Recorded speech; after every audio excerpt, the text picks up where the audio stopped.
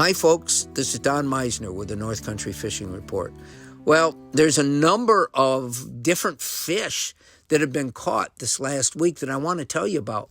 And one of them is a giant trout or salmon. And I say that because that's how it was described. It was caught in Skinny Atlas Lake down near Syracuse. Now, Skinny Atlas is a beautiful, narrow lake. It's taken from an Iroquois name for Skinny Lake, and it has some wonderful trout fishing.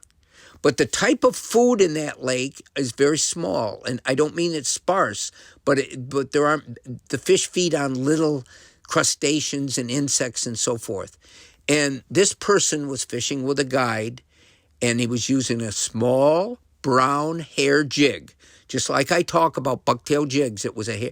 Might have been marabou or it could have been bucktail, but whatever it was a small brown jig that looked like something small that the fish would eat there. He catches this huge, what looked like either a brown trout or a salmon that was over 30 inches long, bigger than you would ever dream would be in that lake. And so then the research started. People were wondering, what is this fish? Is it a giant landlocked salmon or is it a brown trout? Because it looked like either one. And they took a picture. It's a great picture of the fish, and then they released it back into the water. So when they held the fish, some of the telltale signs on a fish that would allow a biologist to know, is that a trout or a salmon, were sort of covered up by their hands.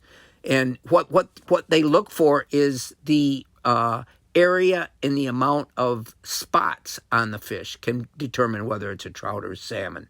The other thing is the shape of the dorsal fin and the tail shape. But the person's hand was on the tail, holding it sideways, and so they couldn't really tell. Anyway, what the DEC biologists finally were able to determine after close scrutiny was that this was a huge brown trout. Now the mystery continues because there aren't any brown trout, supposedly, in Skinny Atlas Lake. State has never stocked them in there. And there's some little brooks or streams that flow into the lake, but none of those brooks or streams are stocked with trout. However, the biologists claim that some of these little brooks do have wild brown trout, little bitty brown trout in them. So what they think is perhaps a little brown trout made its way down the brook and into the lake at some point and grew up in the lake and genetically had some kind of freak genetics that made it huge, and it became this giant fish. The other possibility is when the state does stock either rainbow trout or whatever they put in Skinny Atlas Lake, that maybe in the tanks of the stocking truck, there might have been a brown trout mixed in from the hatchery or something. They don't know. But the point is that another huge fish has been taken, and there's always a chance of mystery behind fishing. And so the mystery is, how did that big fish get in the lake?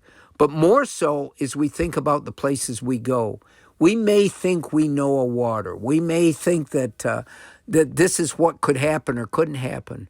But underwater is another world, and it's the fish's world. And sometimes there's no telling what's out there in that lake that we're fishing.